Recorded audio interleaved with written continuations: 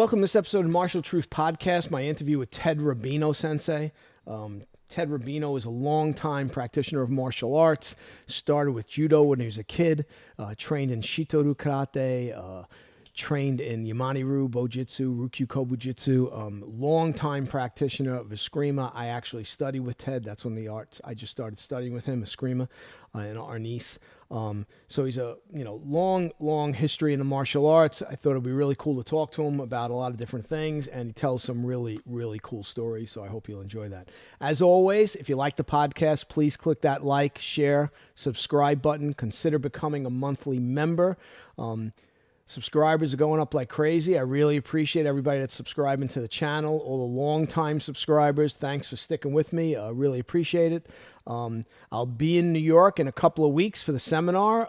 Spots are filling up, which is good. So you should have a good time with that. I'll be teaching a bunch of different things over the 4 days. And the Walt Young seminar is going forward. So the Uhukachikuden Kobujitsu seminar, that'll be in Virginia in October, is happening. Okay, so please reach out to Walt Young, and hopefully I'll see you there, because I'm definitely going. All right, so here's my interview with Rabino Sensei. Ted Rabino, welcome to the Martial Truth Podcast. Good morning, Sensei. How are you doing? Good, how are you? So please, it's Mike, and Okay. let me start off by saying I'm currently training with Ted in Filipino martial arts, which I'm having a really good time and a blast doing. But Ted has a varied background in martial arts, some similar to myself. So I wanted to get him on here and talk about that and, go from there. So, Ted, why don't you tell us a little bit about yourself, explain your background a little bit, and then we'll get going. Sure.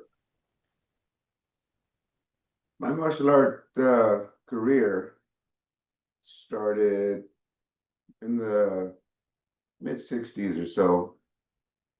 My father was a boxer, and he believed that we needed to understand how to protect ourselves. We lived in I was born and raised in South Phoenix, which is inner city. And we were the true minority, being Filipino in South Phoenix.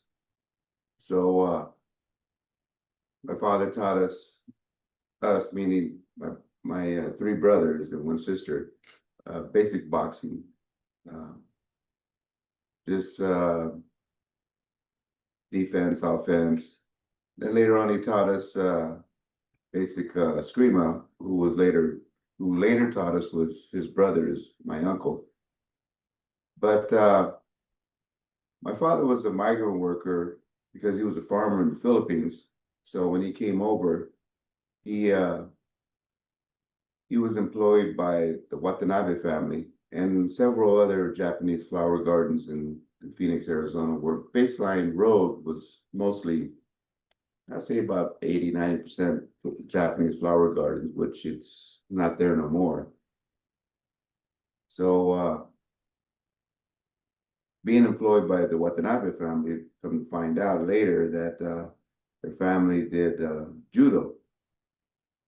So my father traveling as a migrant worker going to California, the San Joaquin Valley, and being as young as I was, I ended up living there with the Watanabe family and learning Judo and the customs of the Japanese customs, and learning how to speak Nihongo. Learned Kendo and Judo in my early years. My brother, at the other hand, traveled with my father, my other brothers, and he ended up training with Mr. Trias, who was one of the first karate schools here in the United States. An eclectic form of karate. I don't want to say like a true traditional form. At the time it was, because there was nothing to compare it to besides Right. Mr. Parker. Right. I mean, Robert Trias, right? USKA.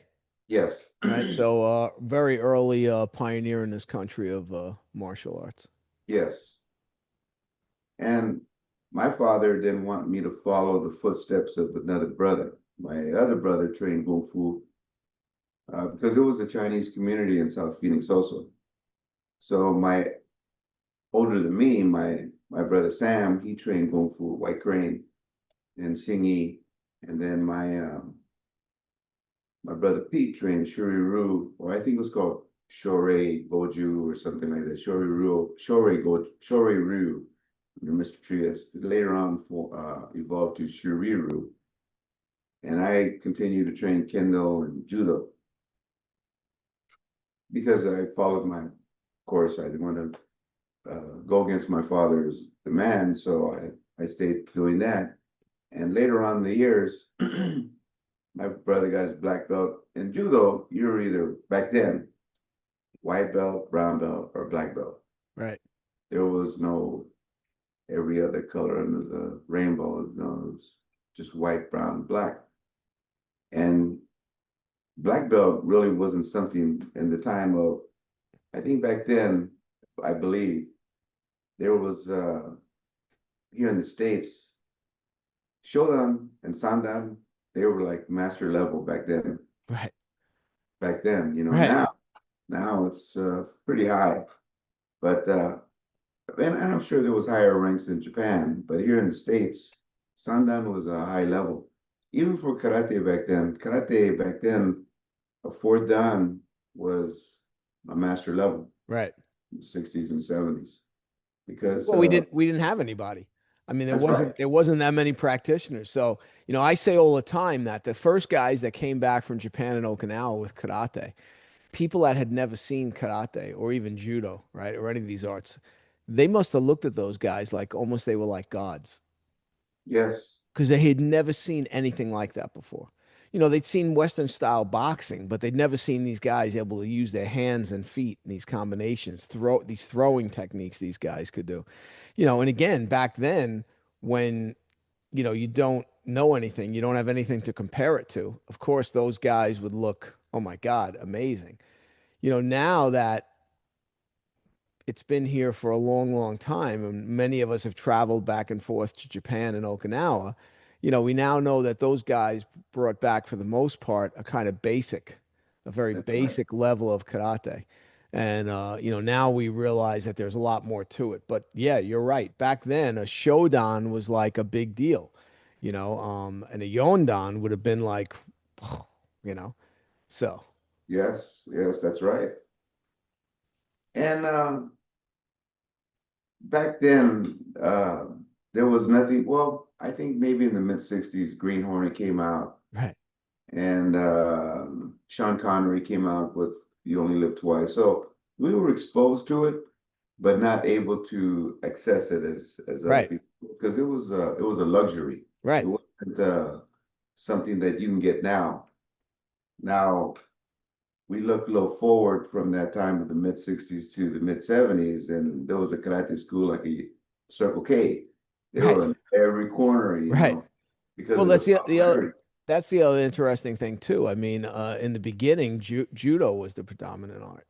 That's right. I mean, New York was the same thing. I mean, there were judo schools all over the place, and then they disappeared. I mean, I know in the New York area there was only a couple of judo schools, but there were karate and taekwondo schools all over the place. Now judo's made a bit of a comeback. I mean, even in New York, I know there's several newer judo schools in New York, but it's amazing how it was the one that was like at the top, and then karate just usurped it and just moved right above karate and taekwondo, and judo kind of was down for a long time, but now it seems to have made a bit of a comeback, which is good. I mean, I'm glad to see that, you know. I think the turn of the events was popularity by back then social media was TV. Right, So, and social meaning you couldn't talk to it, but you can view it. So when they seen Green Hornet, that was like they commercialized it. right, So when they came out, so did everybody else started coming out. All of a sudden, there was Bruce taking their books. There were, man, back east, I've heard of Anthony Marakian coming right. out, and Peter Urban, And then by that time, the USK had formed uh, like a branch in almost every state.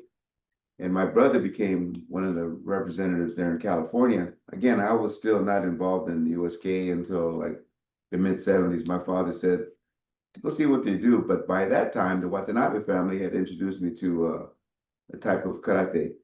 But it was judo. To me, it was still judo because all they introduced was atiwaza, was like hitting vital spots. Right. And like James Cagney introduced judo. I forget the name of the movie, but Blood on the sun. there you go. And he did a judo chop, and next you know, judo chop was the most lethal thing then that was around, you know. So when one of Watanabe Sensei's relatives came to Phoenix, he did he said it was Shirinji Kimbo or no, he said it was Shirinji Ryu. That's what it was. And it looked I couldn't tell, but now when I look back at it, it looked like Shotokan. But who was I? I didn't know Right. what a Ruha was, and all we did was just do, never question, Right. do. And we did it, tons of push-ups, tons of sit-ups, and we had to step on each other's stomach and punch each other. Outrageous acts that we would not even try to do in the dojo today without being sued Right. or being talked to by a parent. But it was a different time. Right. Back then, it was a preparation to defend yourself against multiple attackers, whereas now it's completely a flip. Well, It's it's interesting you say that because in my dojo, I'm constantly saying you always assume there'll be more than one attacker. that's You'll right. always assume the guy will have a weapon, and if he has one weapon, assume he has a second weapon. And as a police officer, you learn that. I mean, you're taught that right off the bat. You find one weapon on a guy, you better look for a second one. Again, I think the modern direction karate's gone in is it's one-on-one fighting because of the sport, so much emphasis on the Yes, sport and the tournament. And and I think maybe it's helped make karate more popular, but I also think it's watered it down from what its original intent was, which was as a pretty badass martial art that you could use to defend yourself, you know. So, yes. Speaking of that, I'll get back to yeah, it's all right. you We can know jump around. my my past, but when I was here in Phoenix, drinking age used to be 19 years old, and my dad had me, well, not had me. He not by choice, but I was a migrant worker because he told me, he said, this is what you're going to be doing if you don't go to school. So I picked grapes, did lettuce, cabbage. But when I came, and I used to travel, but when I came back to Phoenix, I bounced at nightclubs, and I had martial art experience. And there was other people that did, I don't want to say their art, but because I don't want to put that art down in any way, but they trained tournament fighting. They were state champions and stuff like that, and they had never got into a confrontation before. And the minute that there was a confrontation, it was like the other bouncers would go over, or the other bouncers would go watch and see what was going to happen, just to see that the individual that was going to escort or try to stop the fight was going to be able to walk away. Right. Well, there was one guy that he pulled his punch a lot of times. He would get real close and then he'd Right. pull it back, and the other guy just knocked him out. Right. And we'd go over there and stop the fight and recover. And we'd ask him, well, why'd you pull your punches? He said, well, that's what I was taught. And I tell this story to other people, and they say, "Oh, that sounds a little hokey." I was there, I witnessed it, and I Right. told him, I said, there's no, there was no reasoning by you pulling that punch. And he said, well, we don't hit bags, we don't hit no crazy boards with pads on them. We pull our punch, we use these gloves. And I said, even boxing, they hit through. And he Right. said, well, we were never taught that. I said, what kind of martial art is that? And he told me the name, and I said, oh, okay. And that was the end of the story. When I seen a boxer go out there and do it, it was like a training drill for them, and they Right, box guys' ears off, right, and they said that's the way you should do it. right. And next thing you know, he went back to school and tried to tell the instructor his experience, and the instructor didn't want to hear it because he said karate wasn't made to be lethal; it was meant for protection. And I said, well, how can it be? How can you protect yourself if you can't defend yourself? It went both ways, and the instructor just didn't want to accept it. Well, So the guy, it's interesting. In the books by Morinobu Itaman, right, which Matthew McKenna translated. He was a police officer in Okinawa, so he came out with two of the first books on Okinawan karate. And it's interesting, his books have no kata in them, mm, zero kata. All fighting techniques, talking about an overview of karate. But one of the first things he says in the book is karate is offensive by nature. it is. And what we hear in modern times, and even in Okinawa, which again, I just kind of shake my head at, is, karate's defensive. There's no first strike in karate. And, this idea of that there's no first strike in karate, that you have to always defend and block first or whatever first before you can counter, it is just ludicrous. If you've got three guys standing in front of you with that have basically made it clear they're going to physically harm you, why do I have to wait for them to attack me? I mean, more often than not, I'm putting myself at a huge disadvantage. And this is what we're hearing a lot, within modern karate that I think is totally misunderstood, you know. In Shito-Ryu, we have five principles, excuse me, and one of them is called Raka. Raka is like a theory of, it's a mythological theory of a leaf falling down and hitting a flat rock and breaking it. And that's in regards to a block, which really isn't a block. Right, Like in Kihon, in any Kihon kata, the first thing you do is you do look like a low block or a right, high block. Well, in actuality, you're not blocking them, you're striking right, them. But that theory of, like in Nagamine Sensei's book, he says there is no first attack. You begin and end with a block.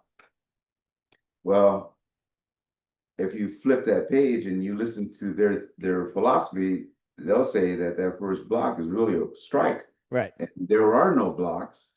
And the way you do your blocks, you're hitting not just these four knuckles, but these knuckles on your wrist. And when right, you do a high block, you don't expose your vitals, but you're hitting with that knuckle and you're hitting the nerve of the arm or the face or the right, throat. You're grabbing and pulling. And that's what Hikite is. People think here in the States that Hikite is just a setup, right. like a boxer is to a jab or a cross. And it really isn't. It's Kumite means to grapple with the hand. It doesn't Right. mean to fight.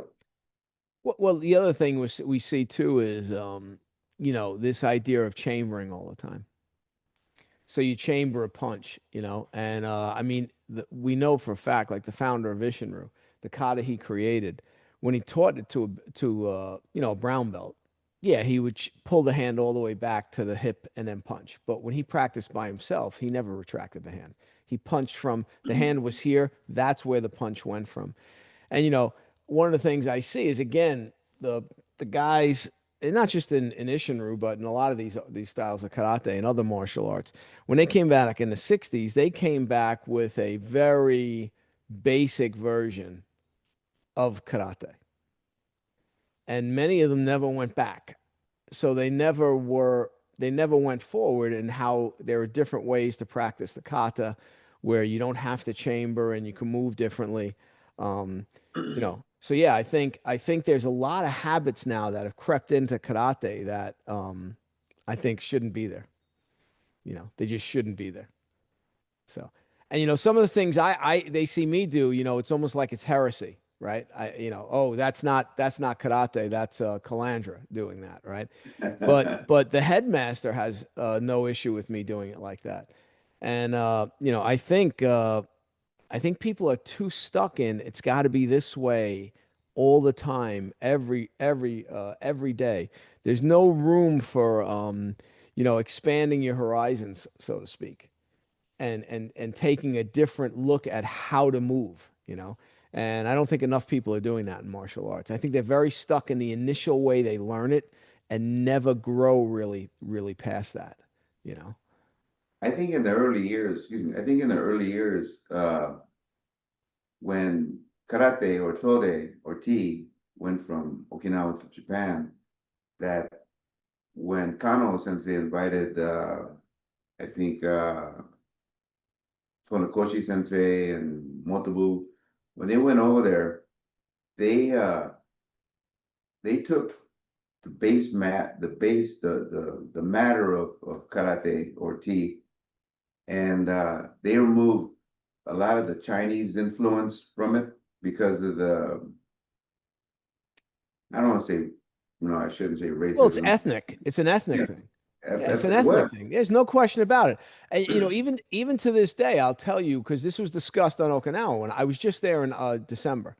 And one of the things that was discussed is, Okinawa almost has, first off, it's always looked down upon by the mainland.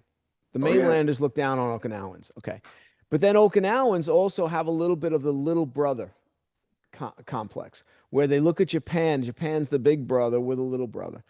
And what a lot of the Okinawan karate guys, and this was funny because it was coming from a lot of the Westerners that are now teaching karate on Okinawa, which was shocking to me how many Westerners are teaching classes on Okinawa now. And they were saying that a lot of the Okinawan karate is starting to look like Japanese karate, the way they or did the karate. And tournament. and they're like, they think that, but then they're taking it away from Okinawa. So yeah, so there wasn't definitely an ethnic thing there where they were like, okay, we don't want to emphasize China because the Japanese and the Chinese are like this, That's right? right. So let's kind of back that out. Um, That's right. even like some of the stuff you hear them say in Okinawa where, oh, well, the Okinawans closed the fist. They didn't do the open hand techniques. I have a fairly extensive background in Chinese martial arts. And, we used to say, oh, yeah, the Chinese strike, they only hit like this, right? But a lot of the open hand techniques in the Chinese martial arts are seizing techniques. It's not about hitting the guy with only an ukite strike, right? It's, they punch too, but they also seize a lot. Um, so, the Okinawans closing the fist and everything and making it different from looking from Chinese martial arts. I get it on a certain extent, but I think there should be more Chinese influence in the Okinawan karate than less, to be quite honest. I think, you know, My instructor, Ikawa Sensei, used to say, even Oshiro Sensei would say, that in Okinawa in the early years, 50s, 60s, they would say that there would be an announcement. There's a fight down the street. There's a fight. So the village would go down and go see, and then they say, Oshiro Sensei, the instructor would say, well, if I'm going to leave the dojo, is it an open hand fight or is it closed hand? If it's closed hand, I wait. I don't waste my time. If it's open hand, I'm going to go see because they were more proficient if it was open hand, and they wanted right, to go see what they were doing. right, Close hand, it was just fisticuffs that they were just swinging right, with the lucky strike. right, But that was a different time. But like you say, uh, the the closed fists or the mainland influence of Japan to Okinawa tournament, WKF rules and all this and that has changed the evolution of karate. It's going backwards. It's not moving forward. It should continue what it was doing. What happened was, I believe in the 50s, 60s, even before then, excuse me, when they were teaching hundreds of people and one person was on the pedestal, and you can see pictures of that, it was a standardization right, of everybody doing the same thing. If it was one-on-one, more likely, or maybe two, three. And back in Okinawa, the backyards were not that big, so those katas, that's why they weren't long. right, And that the katas are very short. Even the right, hand katas are very, very, very short, and the stances in Okinawan Karate are more natural, handmade, Right. walking stance. Right. And again, so now the stances are longer. They're not, I mean, you can move out of them, Right. but that wasn't the sense of classical karate. If you look films back then and you look at that, people at tournament will say, that's an ugly kata. You know, Right. I wouldn't give that guy a 5 and Right. a tournament score. Well, the saying in Okinawan karate is the uglier the better. Well, one of Uh, the other things, Mario McKenna sent me a list of stats that he found in a newspaper from early 1900s, and how high the crime was in Okinawa. So now we look at Okinawa and we see it as a very safe place, right? But late 1800s into early 1900s, especially considering the size of the population, which wasn't that big, right? There was a serious crime problem there. And, one of the things Mario said to me that is, that's where a lot of these early bigwigs, Motobu, Miyagi, Kian, these guys were all coming through, Itosu, during that time in Okinawa where it wasn't safe like it is now. I mean, now Okinawa is so safe, it's ridiculous. But there was a time when it wasn't. And that's when those guys were forming their karate, you know. So it's always interesting, right? I mean, then it gets safe, so then it's like, we don't need it. We don't need it like we used to need it. So we can make it a sport, you know. And I've been reading a book recently on Filipino martial arts, and it's interesting how all these arts seem to almost go in the same direction. So you had jujitsu, Meiji Restoration happens. Now none of the jujitsu masters have any students, so they start doing these public fights. And the public sees their first bone sticking out of an arm, or a guy gets a broken neck, and the public's like, "Oh my God, we don't want to see this." And now Kano comes along, and in order to save jujitsu, he creates judo and turns it into a thing that anybody could do, and removes a lot of the very dangerous techniques. Then you see Okinawan karate, and you see turn of the century, they've got the same thing going on. Well, let's bring it into the school system. Let's figure out a way to turn it into a sport like judo. Let's take out some of the dangerous techniques. And then I'm reading about the Filipino martial arts, and there was a push in that too, where okay, let's make it more popular. Let's start having a scream of tournaments and wear protective gear, right? And again, I'm not knocking any of that, but it's interesting to see, right? You've got three different cultures, the Japanese, and I'll throw the Chinese in too, because they're doing the same thing in China with Tai Chi. Like the Tai Chi form is very long and complex, okay? And what they've done is they've split it up into shorter forms so they could do the competitions faster, right? So you got China, Japan, Okinawa, and the Philippines, and all of it kind of goes in that same direction where once they want to popularize it, they try to turn it into a sport. And then there's segments of each one of those groups that realizes, oh, wait a second, time out. We're losing the original intent. We're losing the original effectiveness. And then it's almost like you've got different lines. You've got the lines that say, okay, well, we're going to stick with the self-defense aspect. And the other guy goes, no, no, we're going to do more of the sport. And you got some that try to do both, which I think is very difficult. But I just find it fascinating that in modern times, that seems to be there's four cultures I just mentioned, and they're all kind of went in the same direction. So, you know, I agree. You know, there was a group, and I believe they're still active. They were from Mr. Gaye, Mr. Santo, a lot of the screamadores from Stockton. There was a group called the Dog Brothers. Have you heard of okay, them? yeah, yeah, I know them. I've seen some of the videos. Yeah, yeah, Uh, they used to go to a park. It wasn't a tournament per se. It was a duration right, of who stands up last. right, And they would use a fencing uh, mask right. or headgear and gloves, but a cane. And the Philippines now they use like a drape over Yeah, I've their seen it. body, I've seen and it. then Yeah, they yeah, use the headgear, thicker like hockey gloves and right, stuff like that. But the Dog Brothers, I mean, you know how Rattan hits. I mean, you get tagged with it in your hand, and wow, you're welcome. right. These guys will go full bore, and they're striking and they're hitting elbows and they're swelling up. And it wasn't accomplishment of a trophy or a medal, you know, it was an attaboy. Right. And you didn't walk away with a grand champion or nothing like that. It was a test of skill. Right. And that's what I don't want to say that's what tournaments were back then in Japan or Okinawa, but they were called shiais Right. instead of tournaments. Right. Shiai means to test your skill. Right. So that that start of testing your skill turned into gratification of a stature. With stature comes ego. Yep. So, in Filipino martial arts today, there's tournaments, and the idea was intent. What I've talked to some of the GMs there was that they wanted to bring some of the younger uh, fight Filipino culture out because some of the kids had no interest. Right. So they started using these padded uh, sticks, bastons, and the kids started doing it. But they had headgear like a hockey. It was like they make them now Pro Force or something like that. It's like a Yeah. hockey, Yep. and you use not like a hockey glove, but regular gloves, just so it doesn't slip out your hand. Nothing to really protect your hand. Right.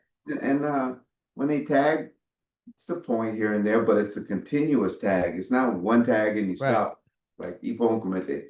It's continuous, and you're learning. If you don't block, you're getting tagged. Right. So it's using the art that you're trained in and the force of how to hit instead of tapping. It's more swinging through because in the time of Lapu Lapu, the originator of Eskrima or Kali or Arnis, whatever you want to call it, when they fought against the Spaniards, just very similar to the Okinawan story, they took a lot of the metal away. Right. They had no blades, then no machetes, no bolos, but those were farm tools that they used to cut the bamboo, they harvest the rice and stuff like that. They took a lot of that away. They only gave it to certain people that were going to do the farm work, and after the end of the day, they would take that away. So what they did is they got the rattan, which was abundant in the Philippines, and they cut angled them like a punji stick, and they would get whatever metal that they could and pound it down, and they would have spada y daga, which was a baston or what a rattan stick and a dagger. And when they fought against the Spaniards prior to, they studied them. So they had the saber and they had the fencers Right. and the length of it. So there was largo mano, there was largo is long, Long range. Right. medio, medium, and corto. Corto was for the dagger. Sure. So they took those arts. It's like again, it's like in Okinawa, the comparison to the other ones, and they continue to practice that today, and they do it with the sport, but they don't do spadi daga that I've seen in the sport. They only use one stick. Right. So that stick, that one that they're welding, represents the baston. Right. So like you're welding a cane stick. The other one was the dagger, and in some arts you can punch with that one, and that right there represents the dagger portion of the art. You can punch, you can push. So every time that you would punch or push, that represented a thrust, a slash, or With something like with the that. dagger. Yes, and it made sense, and Right. it hasn't it hasn't miled down from that because when they swing, it's a full. Your headgear will spin around. I mean, it is. Yeah, It's, I've seen some video of it. So yeah. yeah, Yeah, I've seen some video of it. Yeah. but that's it. It hasn't lessened the thrust or the strikes hasn't lessened down. It's almost like the way karate went from point fighting to PKA. Right. You know, PKA was full contact. Right. So it's Filipino martial arts is still at that stage right now. Right. I'm sure in time, and if we talk years down, you'll see it lessen because, and I hope not. I hope it Right. doesn't. But it's like evolution of other martial arts, as you're saying. If we should learn from history because that's why we study history. Right. But you know darn well it's going to soften up. Well, in Okinawa in 90, I think it was 1995, at the pre-tournament before they opened the Budokan, a guy was killed with one kick. And I've told the story before, so people have heard it. But 2 years later, they were adamant about no contact because I was there in '97 at the grand opening of the Budokan, and they were really no contact, no contact, no contact. And then I watched the tournament, and there was a lot of contact. And now on Okinawa, there's little to no sparring competition. So they're literally, what they've done is they've gone now totally in the opposite direction, where they're almost all the competition and tournaments are kata only, and there's virtually no sparring in any of the competitions at Okinawa. And I guess their idea was, and and again, Morinobu in those early books, when he wrote that there's really no safe way to spar in karate unless you put in serious restrictions. Okay, you can't hit each other. Okay, you can't do any joint locks. Okay, you can't strike to the throat or the eyes or the groin. You can't, so he says when you're putting in all those restrictions, it's kind of not karate anymore. Um, and he says then you can do it where, yeah, you can say, okay, we're gonna spar, and there are no rules. He goes, but then you have to accept the fact that one of us is going to get hurt. I mean, there's no other way that's going to happen. So, in modern times, I guess I can see where they want to get away from the people getting seriously hurt in a sporting competition. And again, like I say this all the time. So if boxers or a UFC guy's getting in the ring and he's fighting for a lot of money that night, let's say it's a top boxer and he's getting paid, $8 million for a fight. Okay, I understand him going in and taking that risk. But what are you winning in most of these karate tournaments? You're winning a medal or a trophy, right? I don't know. Is that worth the risk? If you got a wife and kids, like the guy that got killed in Okinawa, he had, I think, five kids he left behind. And what, for what? For a medal? So, I'm really, when it comes to sport karate, I'm not a fan. I don't, if people want to do it, God bless them. But for myself, it's just not my thing. I try to avoid the sport aspect of any of these arts. Even when I did judo briefly, and I was really getting pushed to compete, compete, compete. And I just said to them, I said, I'm not interested in competing. I just want to learn judo. Um, you know, and because I didn't want to compete, it was almost like I was ostracized by the instructor. Like, oh, you don't want to compete, so you're not helping the school. If you win in a tournament, you help the school. Okay, but that's not what I'm studying it for. I want to learn, the true judo. Like they wouldn't even. I asked about learning the judo kata, and they said they don't teach that. This is back when I was in college, so it's a long time ago. But I just find it funny how again, the sport direction is always interesting to me. But it's when it comes to trying to make a martial art a sport, it's so difficult, and it's very difficult to make it an exciting sport. I mean, I've never seen an eskrima tournament other than in video, but like a karate tournament, you go there, you engage in one sparring match, and you lose, and your day's over. You fought for 30 seconds, your day's over. I went to my grandson's basketball game yesterday. These kids were running up and down the court having fun for an hour.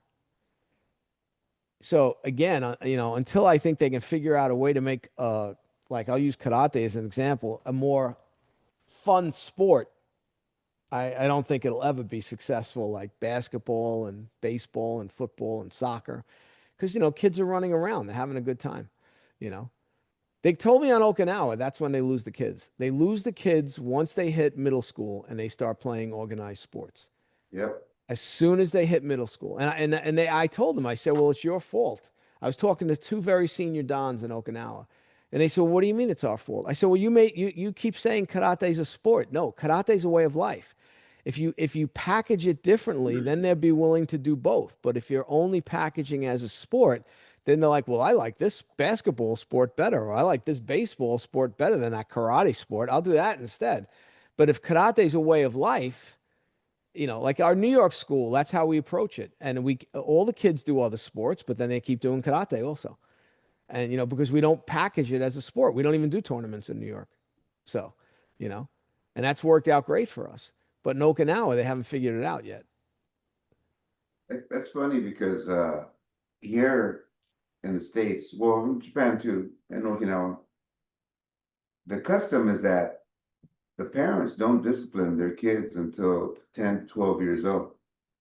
And here in the States, or in Phoenix, there a lot of the engineers or the people that are seated from Japanese semiconductor businesses from Japan that are here in Arizona, which are quite a few, they have a Japanese school on Saturday. Our school is advertised from Japan because we're part of the Japan Karate Federation. So I get a lot of Nihonjin, Right. Japanese people, kids, and they bring them, and I tell them, well, the first time I see them, I said, well, what how did you hear about us? And they said, well, they tell us to come visit your school. I said, oh, okay. So I said, how long are you here? And they said, well, we're here on a visa for X amount of years. So then they drop them off and they take out and they said, well, why don't you stay around a while? They said, well, no, that's your job. I said, what do you mean? He said, well, in Japan, the sensei teaches them discipline. They teach them the way of life. They teach them respect. We do that too, but not as much as strict as the instructor. I said, so you're giving me full permission to, I don't say to be hard, but Right. there's no difference the way I teach them and I teach my regular students. But they're taught to clean the Right. dojo clean mind, bow, all the cultural things. Right. And they said that's what we want. I said, okay. But they have to work in regimen to understand how to work together with people and at the same time learn martial art, Right. budo. I said, okay, that sounds good to me. I said, I always tell the parents in exchange for me to practice my Nihongo, we're okay? Right. Hi, okay, that's good, we're good then. So I have tons of Japanese kids that we train and they have a good time. We talk, and the parents that sometimes they'll tell me, uh, Tomo-san, not very good in school. Can you talk to him? You betcha I can. Right. And I'll talk to him and I tell them, you know what? That expectation is no different from people here. He said, what do you mean? I said, well, they teach respect here, but all they do is I teach, they reinforce. Right. And they said, what do you mean reinforce? I said, well, whatever I say here, you should continue to do at your house. And I don't know if that's not a custom there, but it would help me out to help you out. Okay, you tell me what you do. And I tell them, they said, okay, will continue. And it's a cooperation that's worked out really good. See, I've run the school the same way in New York. So the Oh, that's same way good. in New York, exactly the same. I you know, parent comes, a lot of times they bring the kid in, they want the kid for exercise or discipline. That's what they tell me. Okay. Right. And my initial response is, well, he'll be very disciplined here because he won't have a choice. It's that's the way it is. He has to follow the rules here. That's I good. said, but if when he gets home, you let him do whatever he wants, you're going to continue to have a problem. So you have to, one of my big things is you have to hold the child to a standard. That's right. Right. Um, so when and it's not just a child, it's an adult too. I mean, the adults are taught to treat the same way in the school. If you get an adult that comes in, that's a problem, a difficult one. Well, he gets shown that that's not acceptable, and either get with the program or get out. With the children, my approach is exactly the same. This is a cooperative effort between you and me to create the best possible human being we can create, right? So if he learns to be disciplined, he'll be successful, right? That's Because, right. and again, I say this all the time. Like my wife and I were both on the same page with our three children. Um, they had to train whether they wanted to or not. They trained up until they went off to college, and now they have their own lives. They do whatever they want to do. But they trained from the age of my two sons started at 2 and trained until they left at 18, and my daughter started at 4, and it was the same thing. Um, and discipline. It wasn't like Discipline. mommy let them get away with stuff or daddy let them get away with certain. No, no. My wife and I were on the same page that this is how we expected them to act. And the other thing that I think is often overlooked too in terms of that is who you expose your children to. Yes, that's right. Um, Influence from other yeah, people. big, and again, like in our case, obviously my kids are meeting my Kobudo senseis from Okinawa that are staying at the house. And although they don't speak English, they're still interacting with them. They're meeting the headmaster of Ishinru Karate.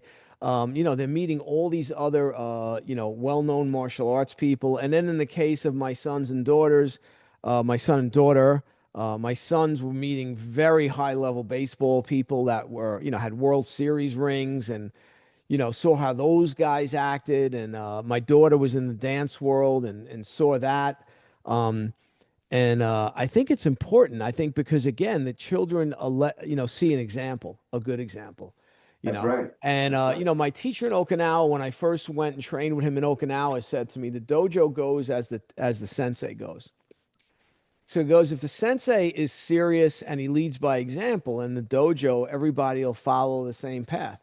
But he literally said to me, if the sensei drinks too much and eats too much, and he only talks about karate, but he doesn't really practice or do anything, the students will leave.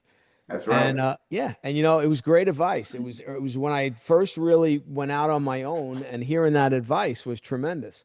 Um, so I want to ask you because you told me a story that when you were working in the fields, picking whatever you were picking, you got your first exposure to eskrima in a very dramatic way. So, would you mind telling that story? I tell you what, that changed my whole envision of martial arts. I played judo. The Japanese community, we had like a little shiai Right. because of the Japanese flower gardens. But when in the summertime, my father and I and the family would go pick grapes here in town. Well, during that time, I don't know if you ever heard of Cesar Chavez. Yeah, I know who he is. Well, The organizer. yes, But the organizer only for certain people. But go ahead. that's right. That's Yeah. right. Well, a lot of people when I tell the story, they shun or they agree. But anyway, we were not out. We were taken care of by the farmers. Our insurance and stuff like that. A lot of farmers weren't like that. Anyway, when one day we drove in and there was a lot of people, well, guys, I mean, strike. They were striking and they were calling us scabs and all this and that. We're driving through the picket line, and there was a irrigation ditch that separated the road from the grape fields. Well, a lot of the older Filipinos, manongs, they or the tatangs, the fathers, grandfathers, they were on packing sheds. They were mobile packing sheds, and they bring boxes of grapes, and they take those grapes, take the better ones, and they pack them in these boxes. Well, my father was on one of those, and I would pick. And then they would get high school kids. There were swampers to collect the boxes to put on the packing shed, mobile packing shed. Well, one of these guys that were part of the union or Teamsters, whatever they were, got a big old dirt clot. He started throwing these dirt clots at the Opinois or the Manongs, and one just popped him right in the side of his head. And he started bleeding, and these two common guys that I knew for years, they they started speaking Ilocano, which I understand, and they weren't the best words, but the Americanos didn't know what they were saying. Right. I knew what they were saying, and they went over there and they took the ends of the boxes because the end of the boxes had these lids, and there were these little planks. Maybe they were about maybe 14, 18 inch that would seal the Right. box. That it goes around the edges of the boxes, the That's edges of the right. crates. Yeah. They cracked them off, Yeah. and they had two of these, and they went out there, and they said to be safe. They told those guys, if you think you're bad enough to be throwing rocks at these older guys, why don't you cross the ditch and come over here and mess with these younger guys? And these Mexicanos, they said, "Well, there's only two of you." And they said, "How many more do we need?" So a whole bunch of these guys jumped the ditch to challenge these guys, and they were Manila police, so they knew Arnis. They taught them that in their basic Right. training.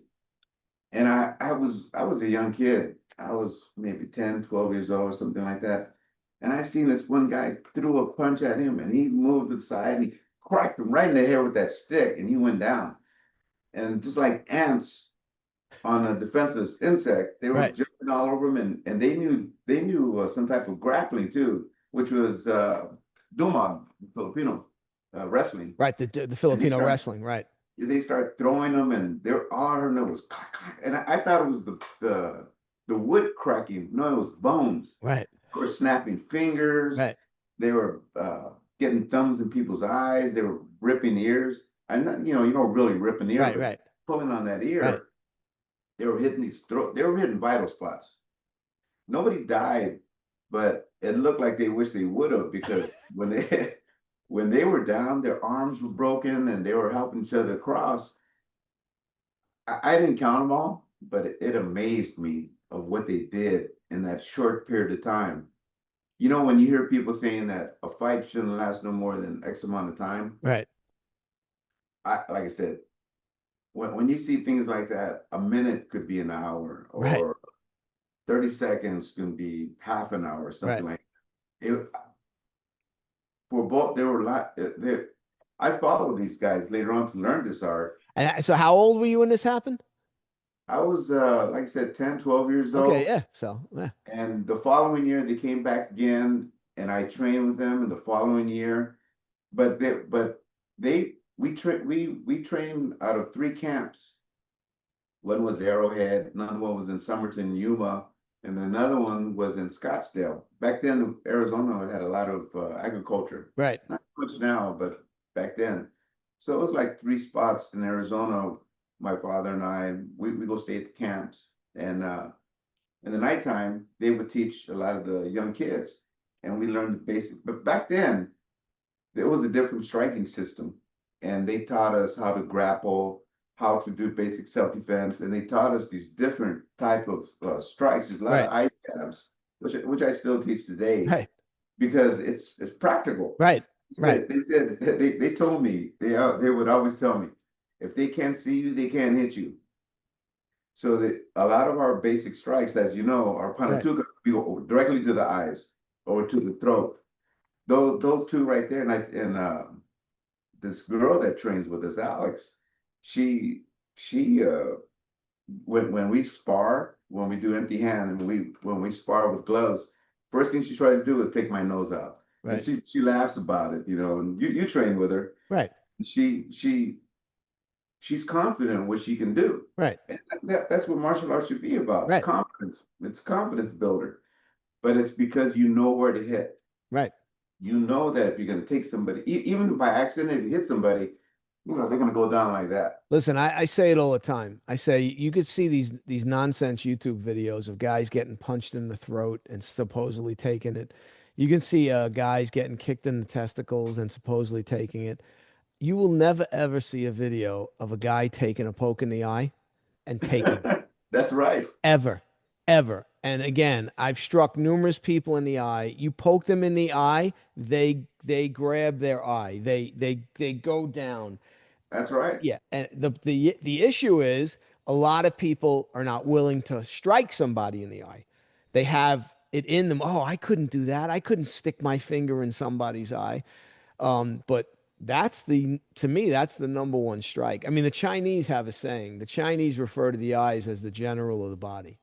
Oh, that's true. And if you eliminate the general, the rest of the army falls apart, That's right? right. And yeah, and so yeah, it's 100%. But so that's interesting that that's a formative age. You're 10 to 12 years old and you're seeing these guys. Now, is that the first time you had seen Eskrima and were like, wow, what's this? Yes, it was. No, well, my uncle taught me in the earlier years, but I never really. We did drills. Right, Drills are one thing. It's like yakusoku kumite. right, You promise not to hurt anybody, right, and you learn like boxing in a sense too. You're hitting the bag, but right, you haven't got it in a real match yet. But when you're exposed to what it can, the lethal aspect of what it can do, right. it's It's eye-opening. oh, it It's is. eye-opening. Yeah, I still remember it as if it was yesterday yeah, because it's something that inspires me to still train in the scream of the day because right. I do karate, kobudo, judo, jujitsu, but eskrima, that's I hate to say this to my other arts, but that's my first love, that Yeah, well, because again, I don't think there's anything wrong with that, especially it's your culture, right? that's right. I There mean, you again, like, I'm one of these guys, I don't get into the this is better than that or that kind of thing. I do the arts I do and I like them all, right? But also if but I could completely understand where an Okinawan would think Okinawan karate is the best or Okinawan Kobudo is the best and that would be his first love because that's his culture, right? So I totally get it, But I mean, look, I'm enjoying the Screamer immensely. I mean, I'm having fun, and that's it's good. good because it's good too because I get to be a student. I don't have to, I could just come there and be Mike and not have to be, you know, well, it's funny, right? But it's tough, right? Because it too. You're a longtime instructor, a senior teacher. I mean, we get kind of pigeonholed into always being the teachers or always That's right. being the ones, right? That's why I've always said I always like to be a beginner at something because it continuously reminds me of you don't know everything and you need to go back and you need to, look at like I tell people, the first kata I ever learned was Seisan, and I'm still trying to figure it out. It's 47 years and I'm still working on it. I still think I can get it better. And, when I tell some people, like one of the students here said recently, well, you've mastered this kata, right? And I looked at the student and I said, I haven't mastered anything. And he looks at me and he goes, well, how could you say that? He goes, you're this senior Don and you've been doing this. I said, was no, no. I said, obviously my Seisan's a little better than your Seisan, right? I said, but I think I can still make it better. I can still get it better. Once, again, I think once you get to the point where you think, oh, I've got it, I think that's when it's over. If you That's start right. thinking, I've got it, oh, I've got it. Okay, I'm good. I've got it. I think it's time to hang it up. So, And that I, time should never come. yeah, it should never come. It's like I hear guys say, oh, I'm retiring from martial arts. Really? How do you do What? that? I thought they retire. I thought I retire when they're throwing dirt on me. You know what I'm saying? That's Like right. that's when I think I'm retired, right? You know. Well, But excuse me, okay, at that same topic, that's why I brought Mabuni Soke here to the United States right. because there's an epitome of martial arts to a certain point, which I'm far from. Rank is just a goal, It's something Yeah, that you can try to achieve. yeah, it's an attaboy from your teacher. Hey, That's listen, you right. stuck around. You're working really hard. I appreciate all your hard work. But You to know? me, beginner mind is always there. Oh, it has to be. People that think different of themselves, they're thinking too much about themselves. Yeah. They need to look further down. And for Eskrima, June, when I first met him, I met him at a camp. And I just want to say we're talking about Jun Gotico, who Yes, I also interviewed for the channel. So if you're interested, you can go check out his interview too. But okay, go ahead. yes, June. Not to speak of the group, I'm not a good politician, but Right. It's all right. I was with another group before, and they were a good group too. I I don't want to speak ill of them because they're still active. But and Tony Samara was a very good man too, very good. they they did things different. I'll put it that way. June told me, he said, June and Terry, Jovan, and Gene, Ines, they told me, he said, how are you going to defend against something if I'm going to strike at you at this speed? And he threw a strike at me and I couldn't block it. Right. And he said, there's no blocks. That stick is a blade. Right. So treat it like one. I said, okay. So he said, why don't you stand normal like you would if you were walking and let that strike come, almost hit you and then move it away.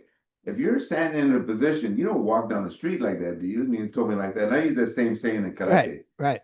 And I said, you're right. He said, your arms are down, but you're more relaxed. When you're Right. like this, you're in a posture and your arms are filled with too much blood and your arms are heavy.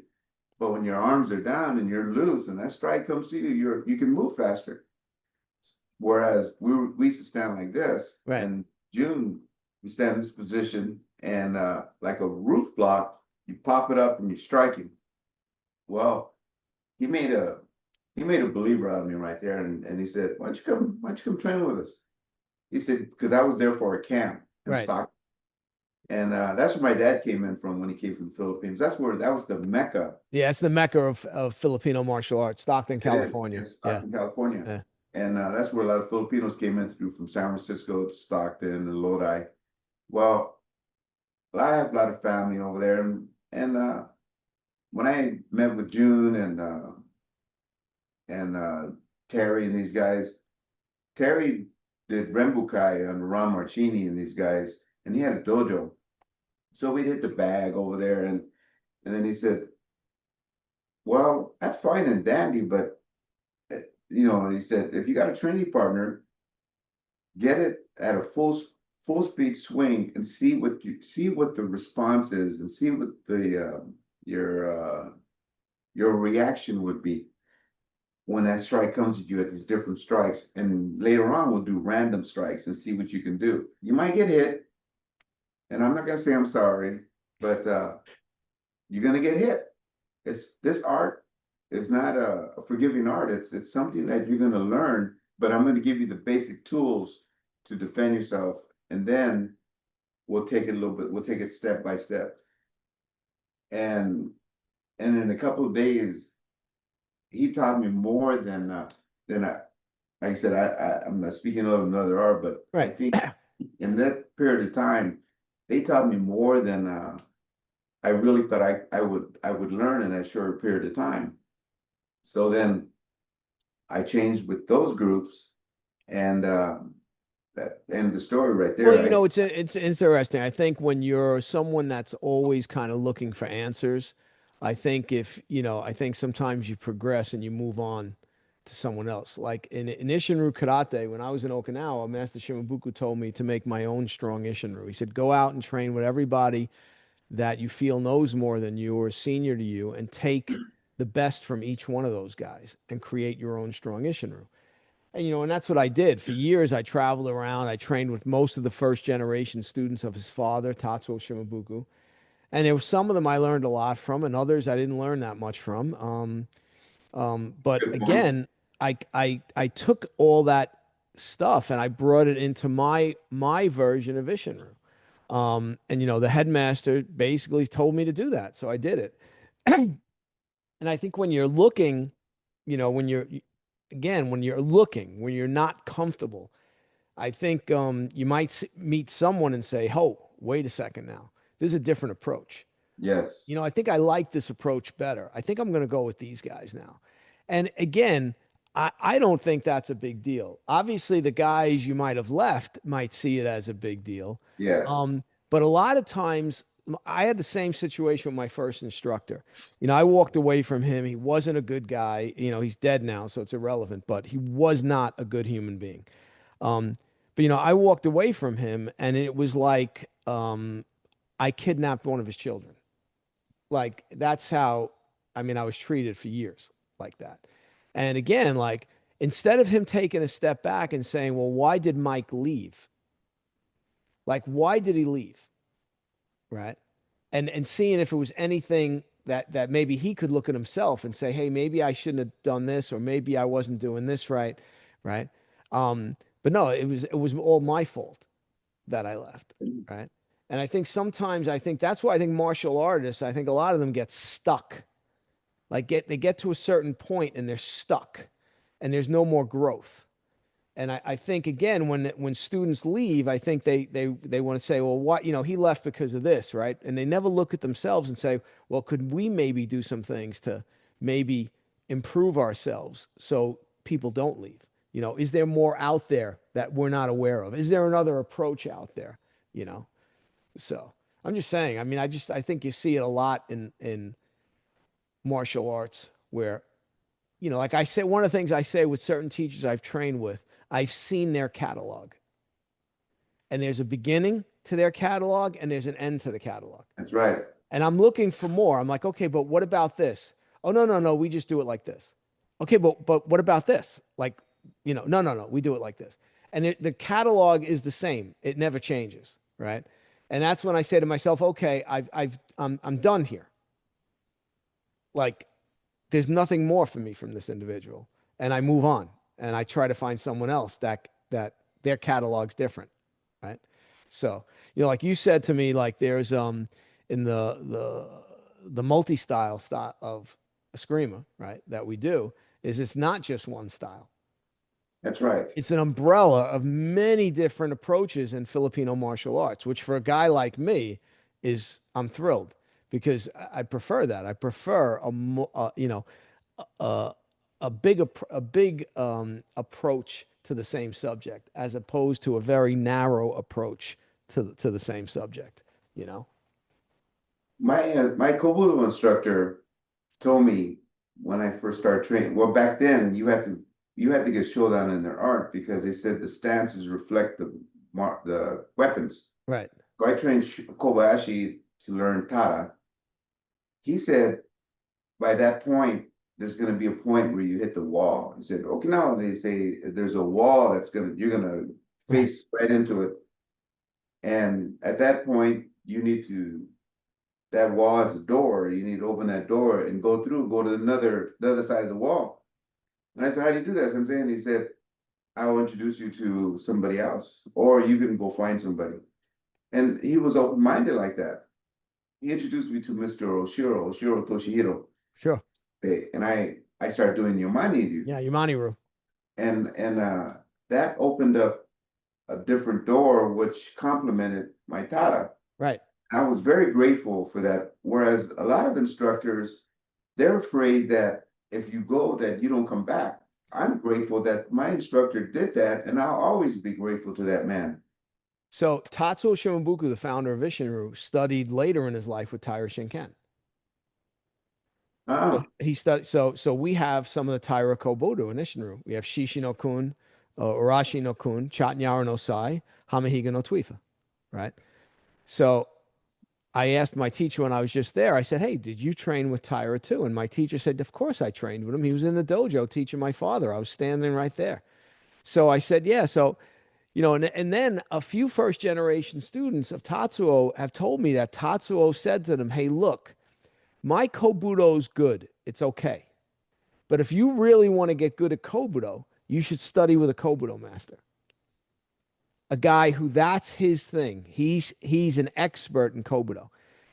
So here's the headmaster, the founder of an art, telling his students, hey, if you want to get good at Kobudo, I'm okay. But if you really want to be good, go out and find yourself a Kobudo master and study with him.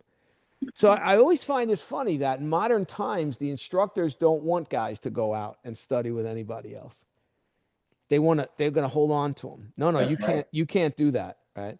But here's a founder of an art saying, "Hey, my Kobudo's pretty good. Look, I'm okay, but if you really want to be good at Kobudo, study with a Kobudo master."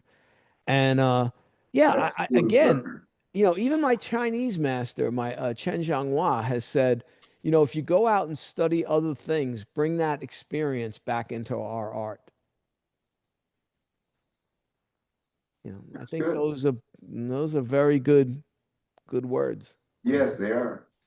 Well, in our Eskrima, uh, SLD, which is Serrada, Largo, and De Cuerdas, Guru Dento Revelar, who June and Dexter Labanov trained under, and Terry and Gene and those guys did too.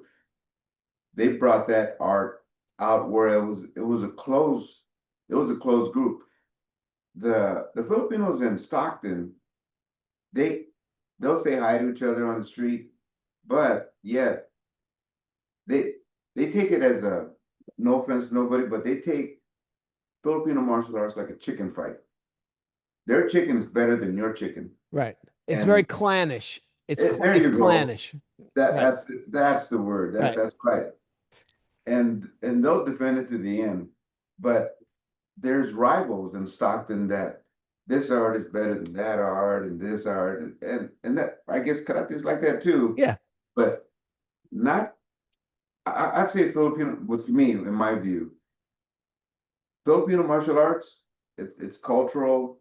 And then when you're in the mecca of Filipino martial arts, and they're a little older and they grew into it, whereas Master Leo Huron, Master Cabalas, Max Sarmiento, uh, all these different uh, masters that brought these arts and still continue in another generation, but to put that into one group, that was a task. And Right. that's what Dentoy did.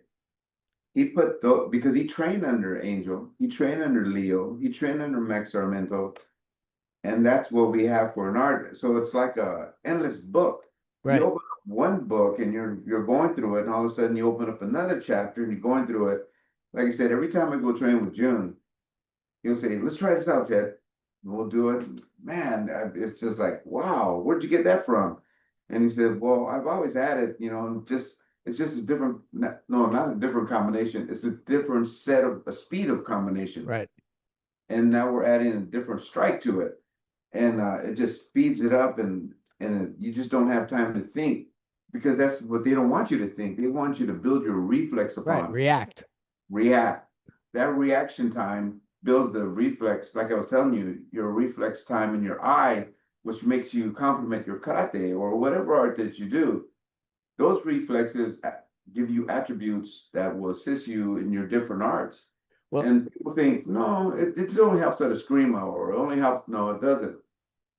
If if you're good at throwing and you brought in karate, it helps you in your sweep, your right. ashibai, your karate. Right. Right. So one complements the other. Right. And it like you said, to be a student, I'm always a student. And Right. I commend you for saying that too, for you being a student, because that's what makes a good instructor grow. A lot of Right. people that think that they know it all, they're lying to themselves and they're lying to their students. I hate to be the one to say that, but No, but it's true. I mean, I went, I'm going to New York in 2 weeks to teach seminars. And last time I went, one of my students that's been with me almost 40 years came up to me on a break during a seminar and said, a couple of those techniques you just showed, I've never seen those. He said, I've never seen those. And then a couple other people come and say, the way you're presenting some of the material is really good. It's you're doing it a little different. And I said to him, I said, well, I'm never thinking, well, I've got it. So even in terms of teaching, I'm constantly trying to improve my teaching. I'm trying to figure out ways to impart the information better, and it's not easy. It's a constant struggle to try to figure it out. When I met June at the thing we had here in Phoenix, um, the way they came in and the way they did the way he did and look, it was only a short seminar, an hour and a half, 2 hours, whatever it was. But, I could tell right away he knew how to present the material. And that as myself, I mean, look, I've taught seminars all over the world. I mean, I taught a seminar in China. I've been to South America, everywhere. Okay. And I, I appreciate, I can tell when a guy comes to do a seminar and he's not prepared. Like he might be a great teacher in a class setting. Okay. But this is a seminar. People have never met you. You know, you got to kind of, there's got to be a little bit of a wow factor. Like you got to say, because it's got to excite the people that are there for the seminar. Like me, like I got excited and I said, oh, you know, at some point I'm really going to try to study this, you know, and he mentioned you were here in Phoenix, right? But, you know, that's one of the things that struck me about him was his approach to teaching. And he knew how to present material at a seminar, which would get people excited. That's right. It was good. It was really good, you Well, know? he can take one strike and build off of that one Right, strike. right, And before you know it, you're doing an advanced technique off of that one strike that you're just barely learning how to do the strike. right, He'll do a block and then he'll say, well, what about this? You do that same thing. And then next thing you know, you're doing the whole technique. right, You don't even know you're doing it right, because your mind is replicating right, you just seen. right, He did it so fast and he's talking to you and he's complimenting you. And before you know it, you got the attaboy, you got everything that's going to you. right, And all of a sudden you got the speed and you're saying to yourself, self, where'd I get this from? right, right, right. But that's June. Yeah, June has a charisma, and right. actually a lot of those instructors in Stockton do. It's just they have that good aura, Yeah, to there's 100 because he brought a bunch of instructor level guys, yes. and I worked with one of them. It was great. I don't remember the gentleman's name, but it was great. And you know, I remember glancing over, and you know, everybody was good. So that's another thing, you know, like I had a guy fly in from London and stay with me for 17 days in New York. He stayed in a hotel, trained with us every day. So what I did was, you know, some of my guys are retired, some of them in law enforcement, so I had different schedules. So what I did was each day I had different guys come in and work with the guy. So it wasn't just me working with him for the 17 days. So you got exposed to like five, six, seven, eight different black belts. And finally, he comes up to me and says, everybody here is good. He goes, every one of the people I'm working with is good. I've never seen that like in a school before. And I said, well, yeah, that's the way it should be. A school, you know, if a person is a black belt in a school, well, they should be pretty good if that school's pretty good. If you see one black belt's kind of terrible and another black belt's pretty good, well, there's not a standard. That's a problem.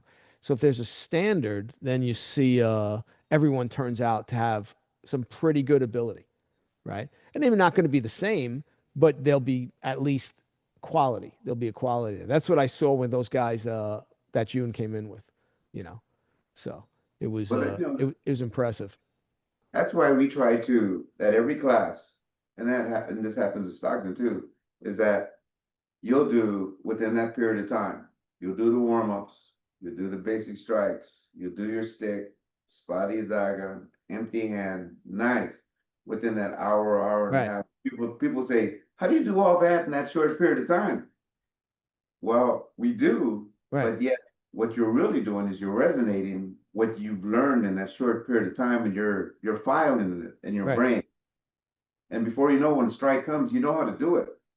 And people think, how does that happen without going step by step or numbering? We don't use right, numbers. We don't go 1, 2, 3. We don't do right. that because your muscles react by speed. If somebody throws you a ball, it's not 1, 2. You either get hit, you catch the ball, or let it fall. Well, you know, you say that, right? My son was drafted by the Atlanta Braves.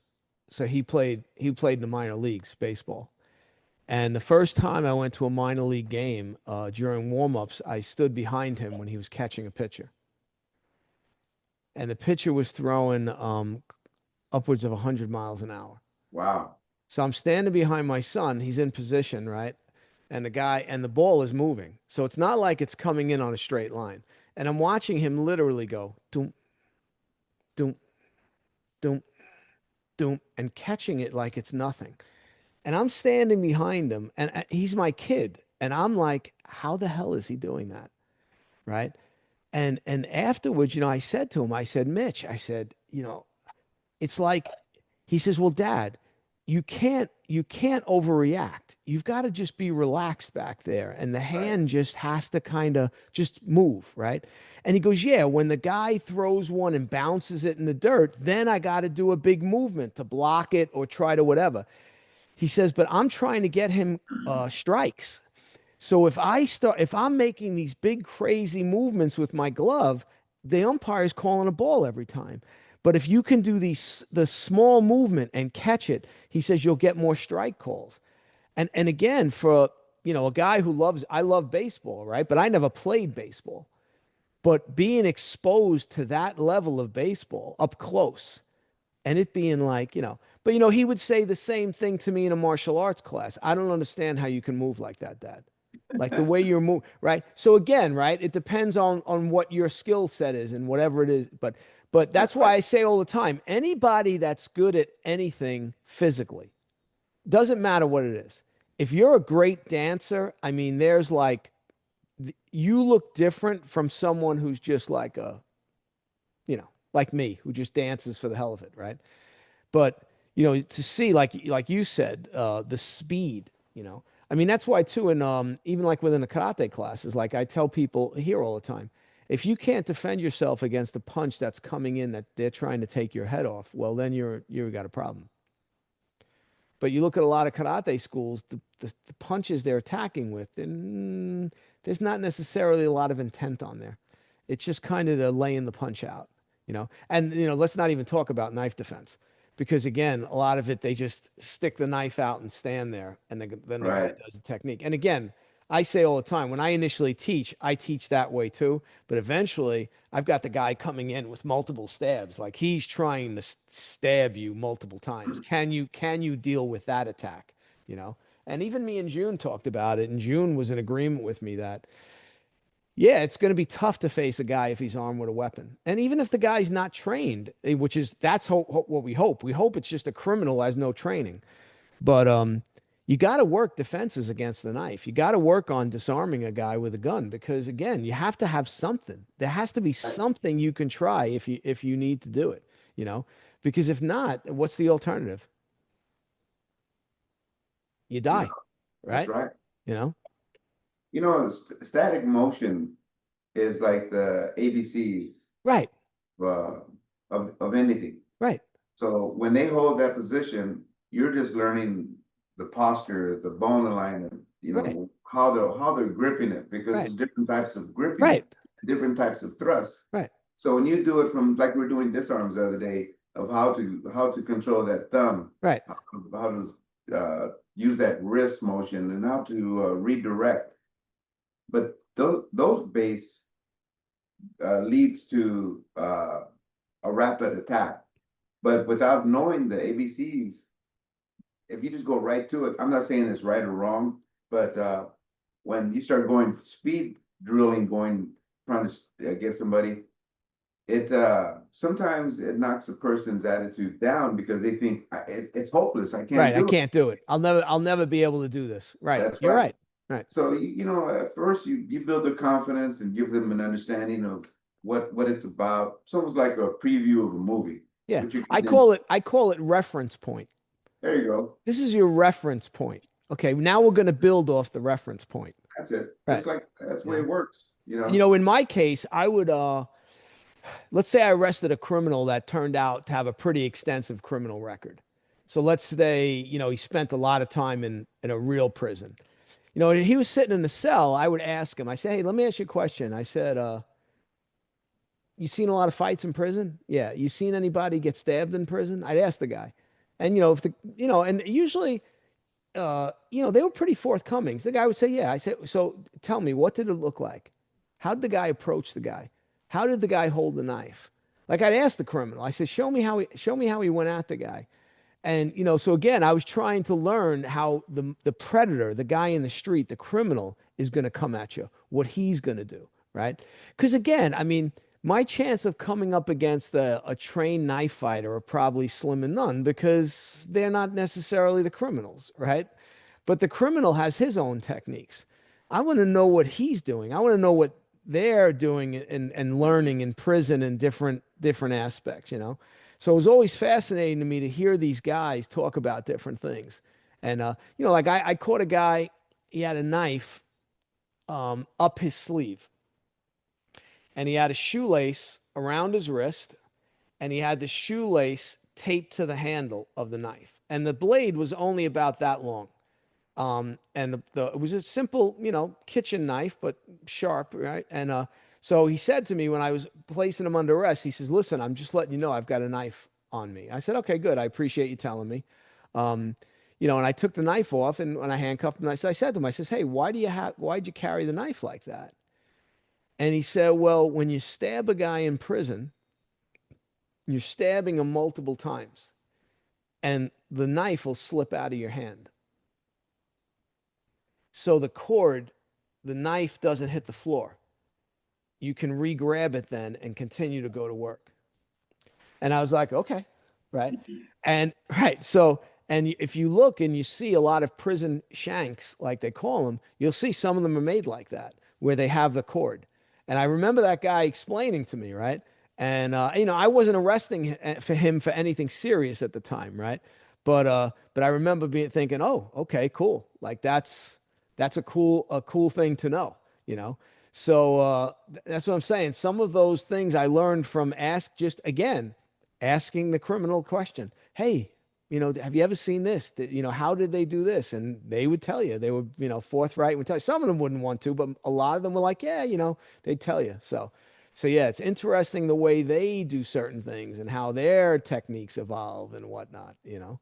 So When I originally trained under Lonnie and Leto, those two guys that I seen um, fight those strikers, right, when I got a little older, like 16, 17 years old, we were at a camp and we're doing knife technique. Of course, I had trained with them several years prior to different seasons. That's how we work. But we train every night in the nighttime when everybody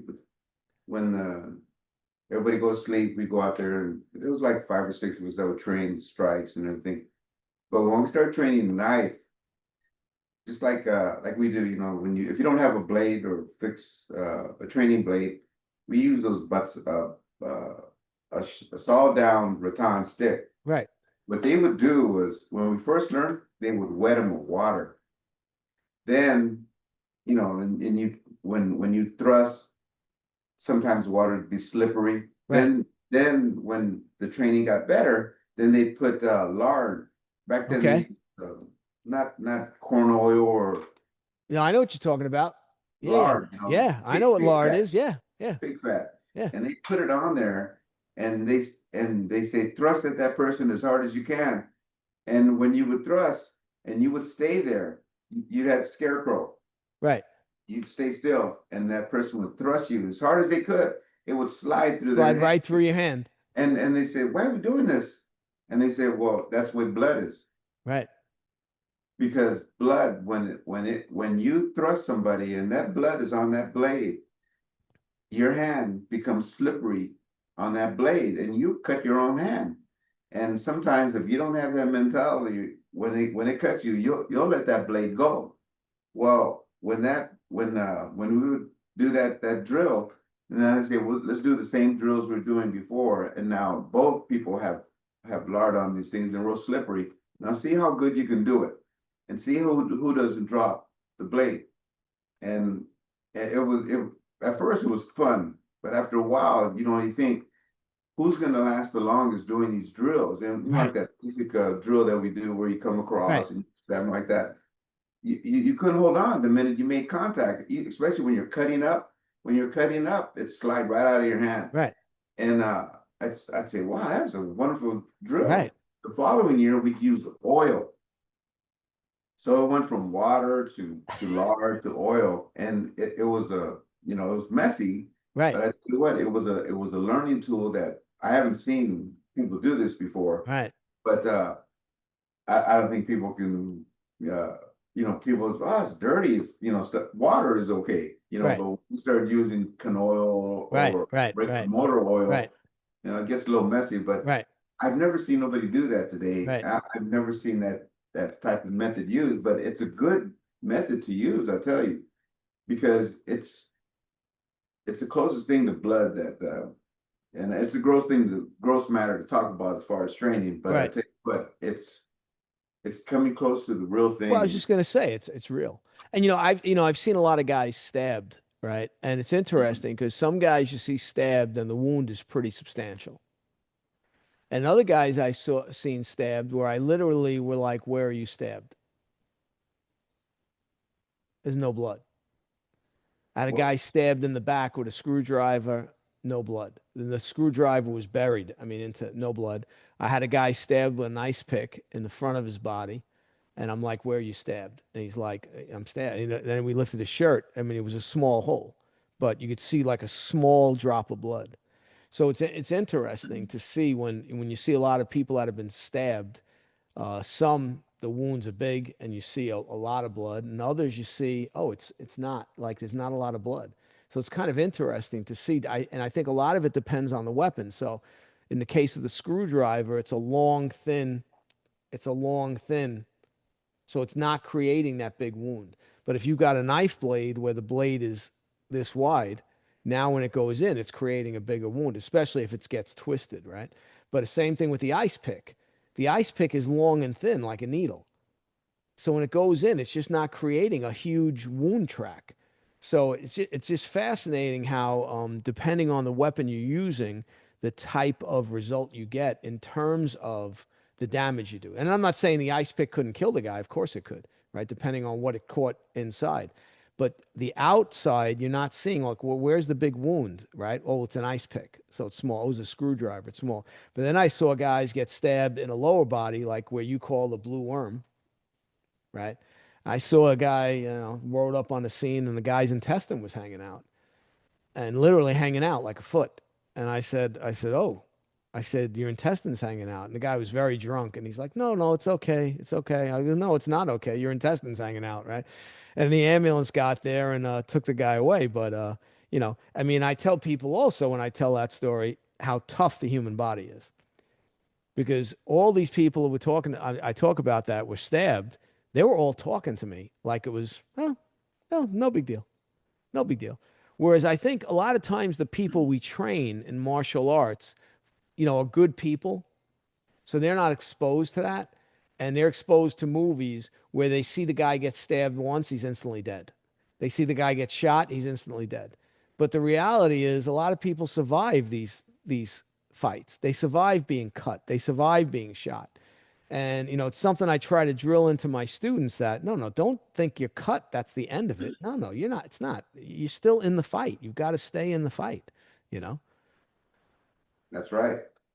And that's why certain targets are really good because if they're on something that that affects the dopamine and they have no pain, if you take their eyes or their Right. breathing apparatus, it's going to slow them down. I mean, Right. they're going to try to recover, even though they can't see. They're still going to attack you Right. because they feel no pain. Right.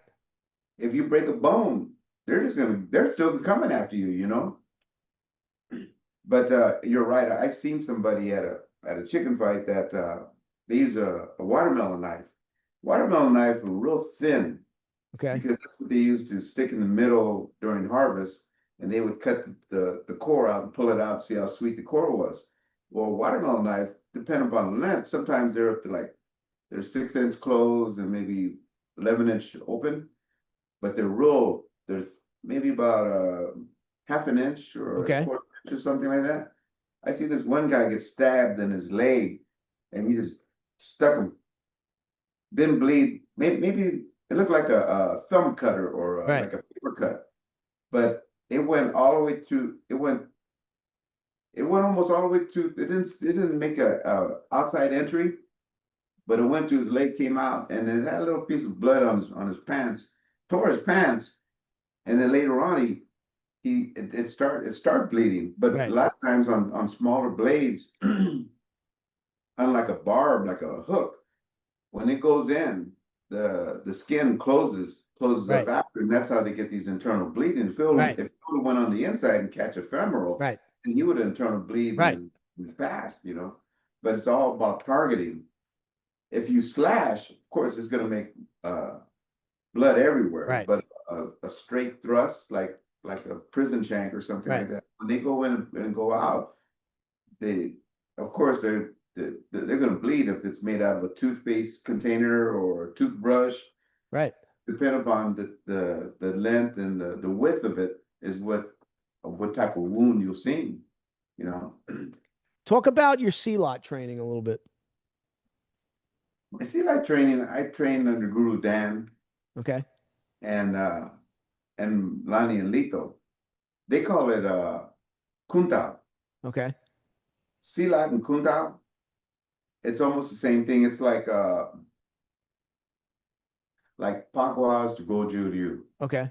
or Xingyi is to Shorin. The influence is there. It's just this different methods. In Indonesia and Malaysia, Silat is what they call it. In the Philippines, they call it Kuntao. And they all have the respect for the tiger tooth, whereas the karambit and the tiger tooth comes into play.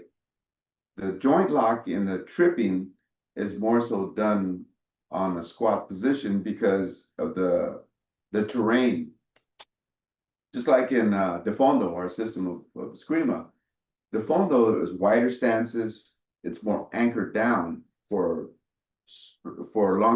longer strikes of a longer, not a bolo, but it could be a bolo, Right. but a campilan, a longer blade. So silat is more so for a terrain that's slippery, that's more like water or Okay. mossy area, jungle. Okay. So when the strikes come, they're imitating the tiger. So you're more crouched down. But from a standing position, it works in any position you Right. have. And the attack is on the ankle, the joints of the knee, the elbow, and striking to the eyes and the throat. So it's more like more 5 components: the knees, the turning of the shoulder, the elbows like that. But this right here is detrimental, whereas they're stopping your breath or taking your brain to move around for your balancing. Right. And your balancing that they're trying to get rid of at first is your fulcrum, your navel area, to where they knock you off balance. And in the process of knocking you down, just like old style Japanese jiu-jitsu, is that you're breaking your own arm by falling down because they're Right. holding on to you. And when you go down, they're pulling up your arm. Same thing with silat. Right. It's the same animal, different name, and different occurrences of how they're taking you down. Whereas they're twisting your wrists, they're breaking your fingers. They're doing a foot sweep on you, but they start from the ankle to break your knee. Whereas in Ashibarai, they're sweeping you to maybe break an arm or something like that, like a kotenage Right. or good shionage. This is more so to get you off balance, to buy the time to use a sarong. A sarong is like a drape that comes Right. across that is like their pockets. Right. They keep their karambit, they keep their blades in there, and women and both men and women carry these, but more so in Indonesia. They do it in the Philippines too. During the during the time of trade. So the clothes and the apparel somewhat match too because of the tribal aspect of it. And we use those today by using a belt. When we wrap up a belt or a rope, we use the same techniques. When the strike comes, we'll tie them into it right like this and punch. Whereas in maybe in Nihongo or Nihon or Japanese Jiu-Jitsu, we'll use an obi and Right. we'll take them down and like we'll restrain them. In Silat, when we use a sarong and we take them down like this, we'll wrap it around their neck at the same time and take them down. I think they call it like Taiho Jutsu in Japan, whereas they're tying them up with a rope instead of an obi to take them down. And Right. that thing was done It's more so. they call it Hojo Jitsu. Yes, Hojo Jitsu in Japan is the rope tying art. we do that in Silat. Okay. And we do it with the obi, we do it with the sarong, and we do it with the rope. And And that you showed me the first night some of the tekpi. So the way they use the sai. yes, yes. Sai is, I don't say it's different than Kobudo, but you've not Yeah, done, you do Kobudo, and you see it's a little bit of difference the way right, that thumb rolls are, and the way that it's used more for cutting, and Sai does that too. But today, Sai, they spend more time on blocking right. and more on thrusting, whereas in Silat, we use it for slashing Well, and for twirling to trap and use the prongs right. to catch different parts of the body. Whereas again, in Ryukyu, we use it to trap the The other bow, weapon like right. that. I think my personal belief is because the Sai was 100% a law enforcement weapon. The So it was a Jute, law yes. enforcement. Well, no, even the Sai. The Sai itself on Okinawa was a law enforcement weapon. When I went in '97, I saw a photo of a Sai in a case that had been taken from a criminal by one of the police constables. So the Sai, even in China, they were using it. A lot of law enforcement people were using the Sai in China. There's a famous photo of two guys, two Chinese, for lack of a better term, law enforcement guys. They've got a criminal tied up on the floor between them, and each one of the law enforcement guys is holding a single Sai in their hand. It's a photo from the late 1800s, um, and I think the original intent of the Sai was you used it in one hand, and the other hand was used like we're doing in a screamer, where you're checking the other hand and then you're striking with the weapon. You know.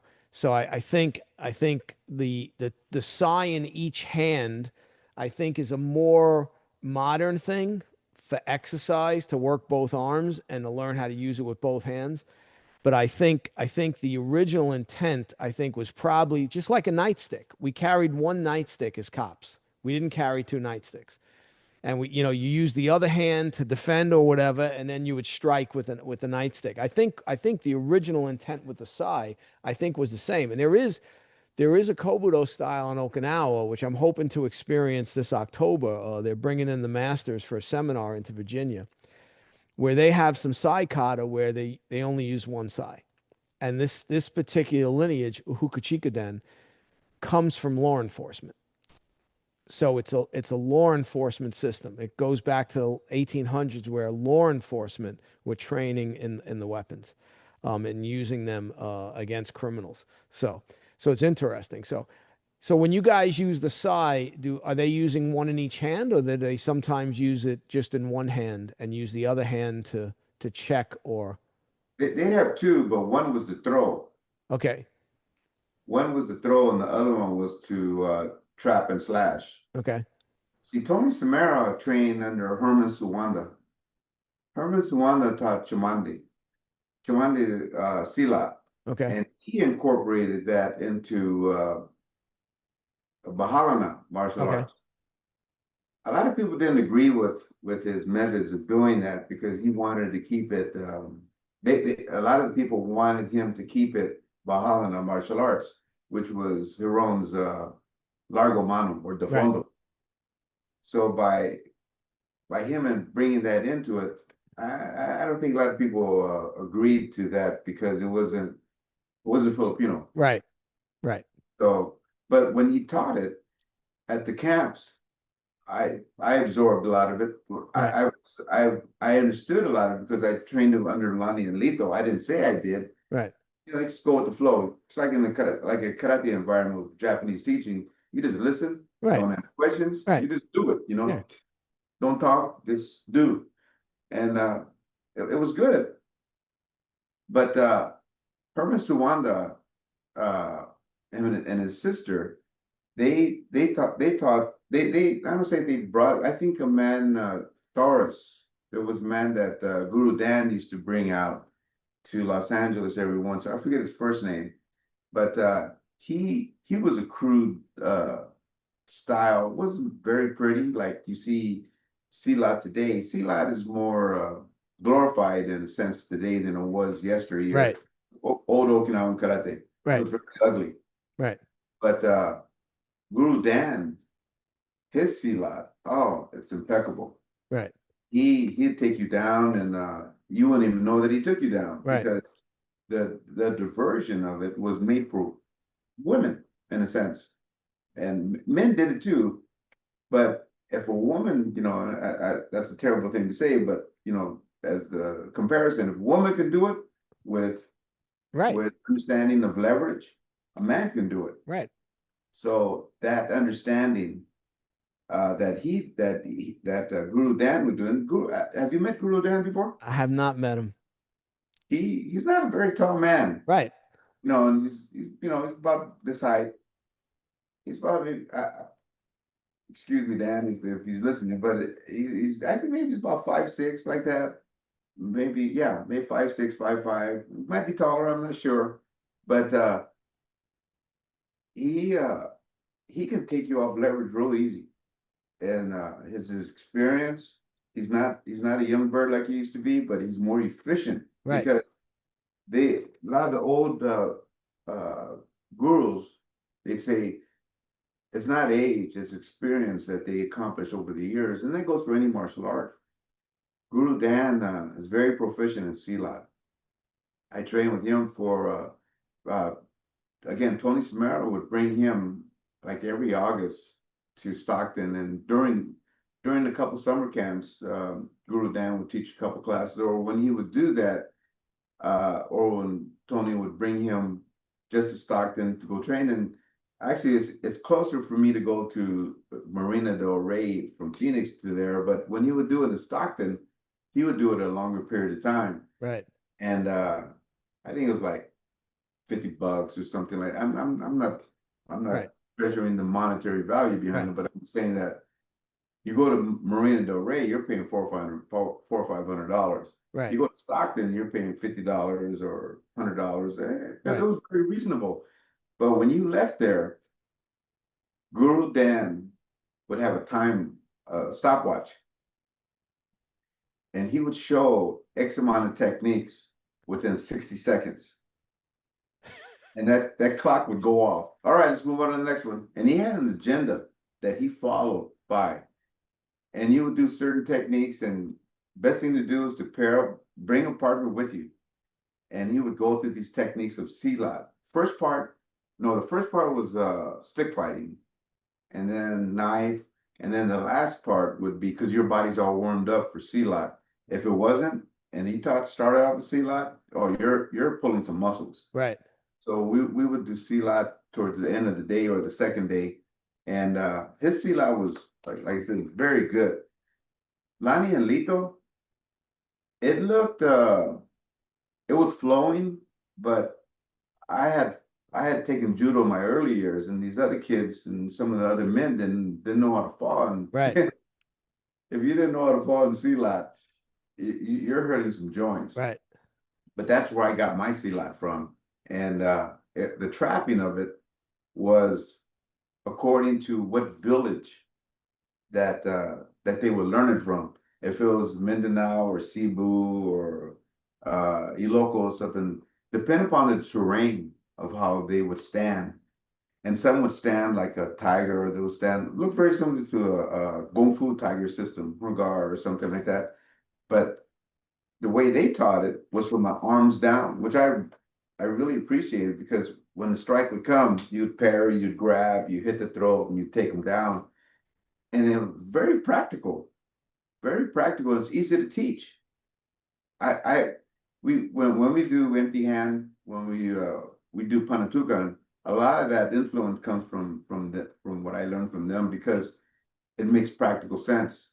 When we do outside, when we're catching the eye, or when we're doing takedowns with wrist grabs, that seed lot is practical on the street. It's practical everyday use. I'm not saying it's 100% all practical. It's just something that you can categorize in your system. But that seed lot is, I don't know if it was modified because they were police officers, and they learned it on the job. Right. They Right. used it on the job. Right. But what they taught was like a set of the basic 12 strikes. So for number one, they would throw a different type of pattern from that sector of that number one. Number two, they'd come off right like this. And number three, they would do uppercuts. And you knew how to, well, not, you would be trained to understand the different sector strikes and know how to take a person down from the four basic sectors, one, two, Right. 3, 4. three, four. Right. And that's the way I teach it because that's the way I learned. And it's not complicated. You just learn how to do finger locks, wrist locks, elbow, shoulder, learn how to spin them around, do neck sleepers and Right. stuff like that, and learn how to take down from the ankle to the knee. It's very practical, not very complicated, and anybody can learn it. Right. That's what I liked about it. It wasn't 1,000 moves. Right. They would always tell me, and I think I say this in class. They would always tell me that if it took more than 2 to 3 moves, it's not self-defense. It's a Right. movie. Right. Right. I mean, Because that's one of the things. That's one of the things you see in modern times a lot. There's this idea in a fight that it's give and take. It's back and forth. Okay. Yeah. No. Real fights, there shouldn't be back and forth. If the guy attacks you, you move in, you eliminate the threat, the fight's over. That's right. Yeah, it's not I hit him, he hits me, we go back and forth. Now, obviously, can that happen? Yeah, but the goal is he attacks, you move in, you eliminate the threat, we call it a day. That's real martial art, you know. That's right. Well, listen, Ted, I appreciate you coming on. Believe it or not, it's been 2 hours already. Well, We've thanks been for the talking. invitation. Thanks for And the invitation. we'll do it again for sure, and we can bring up other aspects. Maybe next time we'll talk about Shito-Ryu a little bit more in the Kobudo, go into those aspects. But I appreciate you coming on, and we'll do this again in the future. Thanks All for the right. invite. Thanks. Good talk. All right. Take care. You too. Have a good day. So I hope you enjoyed that interview with Ted Rabino Sensei. I know I like Ted a lot. Training with him in Eskrima is great. He's a great instructor. Super nice guy. And I really enjoyed talking to him. The conversation was very comfortable, and he told some very, very cool stories. So again, if you like the podcast, like, share, subscribe, consider becoming a monthly member. Hopefully I'll see some of you in a couple of weeks in New York at the seminar. And if not there, maybe I'll see you guys, some of you in October in Virginia for Walt Young seminar. All right. So take care, and I'll see you in the next podcast.